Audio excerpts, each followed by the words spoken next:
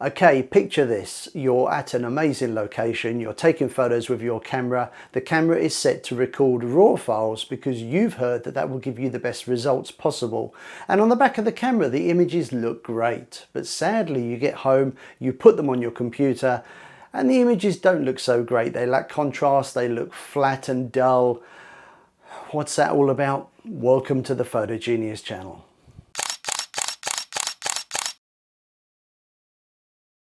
Hi, Paul here from Photo Genius. Welcome to my channel where I post regular photography tutorials, all designed to help you get more from your digital camera so you can take better photos. If you are new to this channel, please consider subscribing.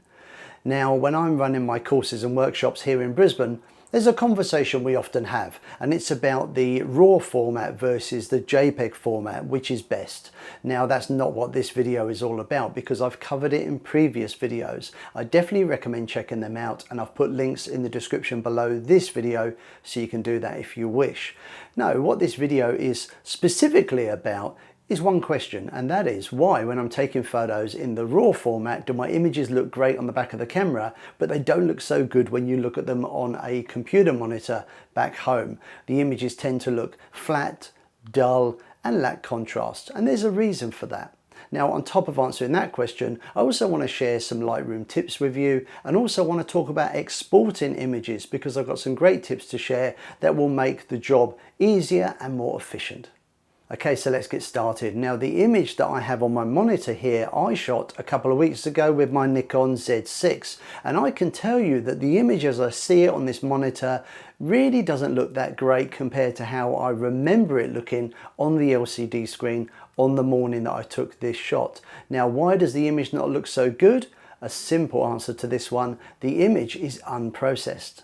Unlike RAW images, if you're shooting JPEGs, the camera is actually processing the image for you in camera, applying white balance, possibly sharpening, shadow detail may be enhanced, picture styles may be applied, and so on. So what you see on the back of your camera should be the same on your computer monitor. But when shooting images in the RAW format, none of that happens. Instead, you get an unprocessed image, which is what we have here.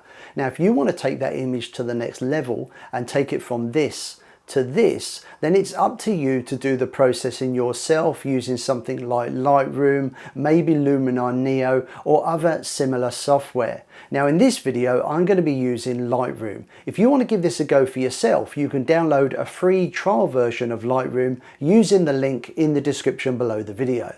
Okay, so if you are new or unfamiliar with Lightroom, this is probably the best place to begin. We are in the library module, and the library module is where you can view all your images, you can categorize images, rate them, put them into collections, and so on. Now, I've selected one image to edit. Now, to edit this image, I want to click on Develop, and we will now be in the Develop module. Now, this is where the magic happens. Now, as you can see, the image, because it's a RAW file and it's unprocessed, it looks okay, but it looks a bit flat, and there are definitely some issues here with some underexposed areas. Now, the first thing I'm going to do, because it just bugs me, is fix the wonky horizon. It's only out by a few degrees, but it's enough. So I'm going to click on the crop tool, and I'm going to click on auto, and as you can see, the software has auto rotated the image by just a few degrees, probably due to the tripod sinking in the sand when I was taking the picture. I hit return on the keyboard, and that is done. Now, the next thing I want to show you, which is a good place to begin if you're a beginner with Lightroom, is the auto button. Now, if I click on the auto button, the software is going to do an edit for me, and to be fair, as you can see, it's actually pretty good. If I hit the backslash button on the keyboard, I can do a before and after.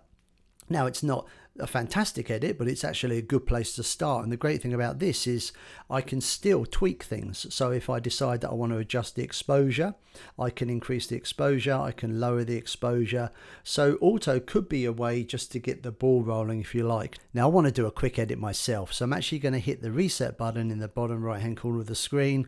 The image will go back to its original state, as you can see, so that means I need to do the rotate again just to fix that wonky horizon. That's done, and now let's get stuck into it. So the first thing I think that stands out with this image is the fact that it is quite underexposed.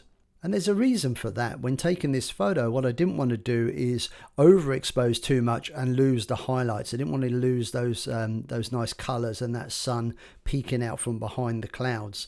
The histogram reflects what the picture is, which is a dark picture, lots of blacks, shadows, not much in the way of midtones, and currently no real highlights. So what I'm going to do is I'm going to raise the exposure. As I do, you'll see the histogram will shift over to the right.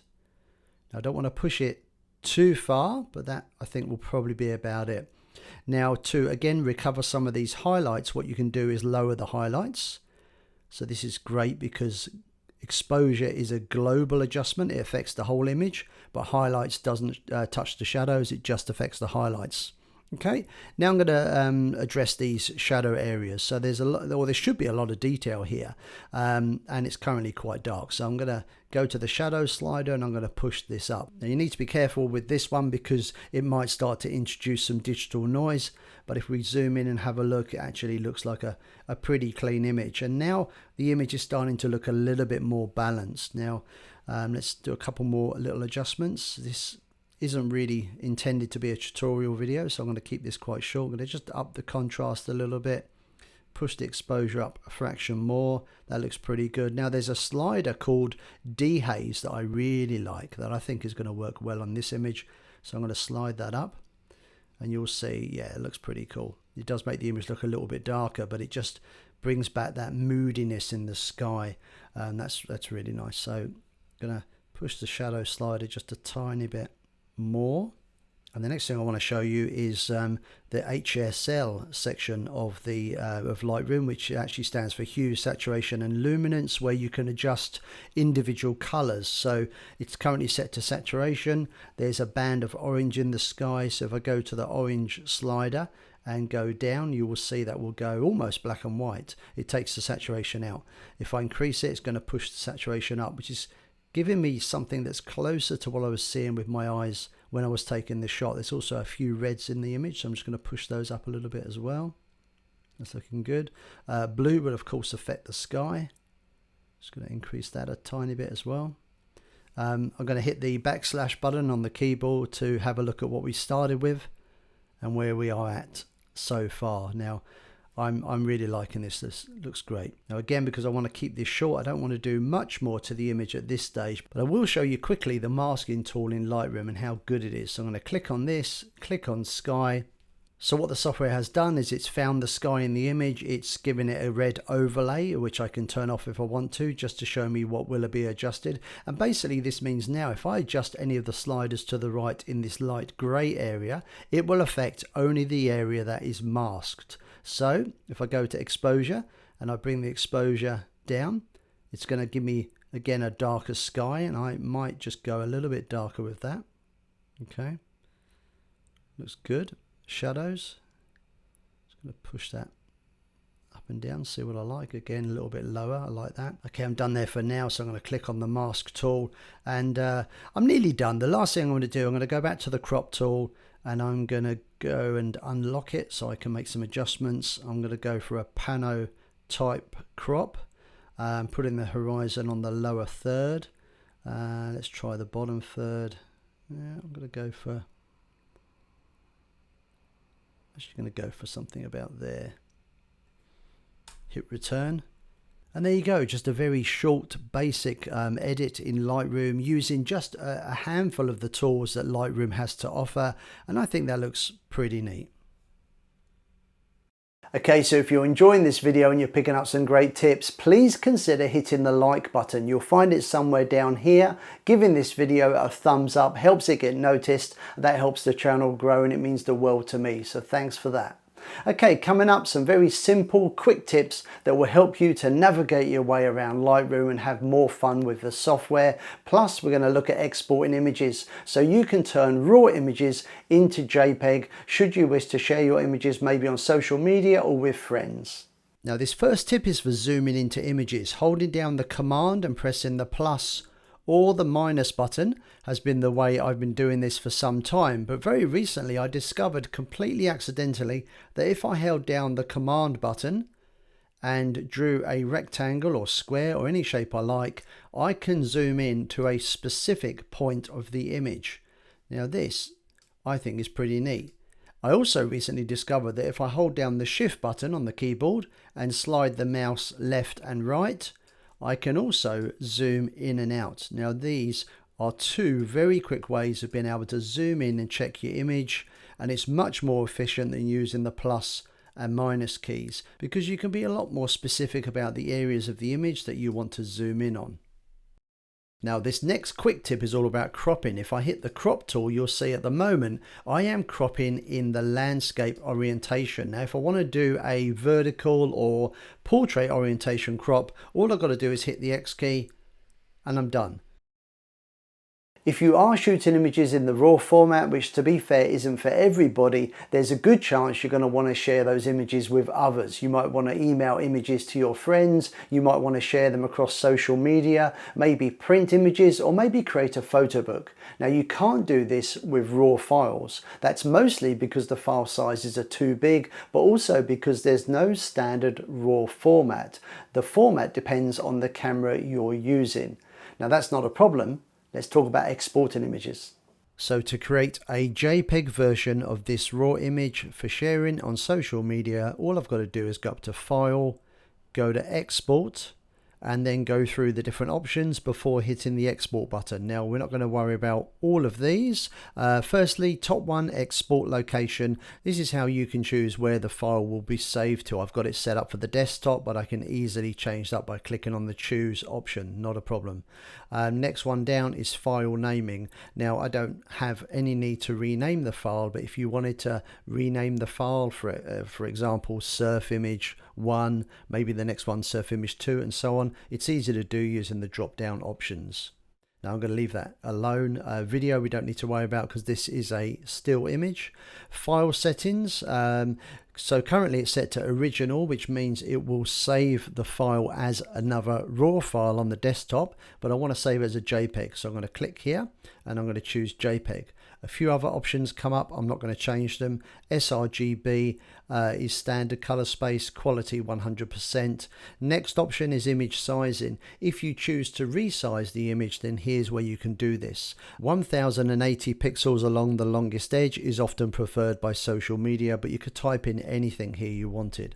Now the rest I'm going to leave alone. Output sharpening, metadata, watermarking, post-processing, I don't need to change any of those. So if I wanted to export this now, all I've got to do is export and it will create a JPEG copy, leaving the RAW file as it is. So the RAW file never changes. Now looking over to the left, this is a great tip. You will find that I've got some presets set up. Now this is a real time saver. So for example, let's say I wanted to start getting my images printed and they don't want a JPEG, they want a TIFF file. I can select TIFF. Maybe the printers ask for an image that is 3000 pixels at its longest edge. What I can do now if I wish is click on add, give the preset a name, call it print, create, and I've now got another user preset. So I've created presets for Instagram, so for sharing on social media. I've got one for YouTube for when I want to feature still images in my YouTube videos. And now we've got a print option as well. So these can be real time savers. And that's it. Once you've chosen your preset, or if you don't want to use a preset, just make any change and the preset resets. Hit export, and that's it, done. And a reminder that the RAW file sits in Lightroom. You can go back and re-edit at any point, completely reset, whatever you like. That's why RAW files are sometimes referred to as the digital negative. Creating presets based on common actions is just a way of being more efficient, and it saves me time. So I really hope you've enjoyed this week's video and you picked up some great tips. If you did, let me know in the comments down below. I'd also love to know, would you like to see more videos like this on the channel? Now please also consider giving it a thumbs up because you know it makes a lot of sense. It helps the videos get noticed, that helps the channel grow, and it means the world to me, so thanks for that. That's about it, other than say thanks again for watching, and I hope to see you again sometime soon. See ya.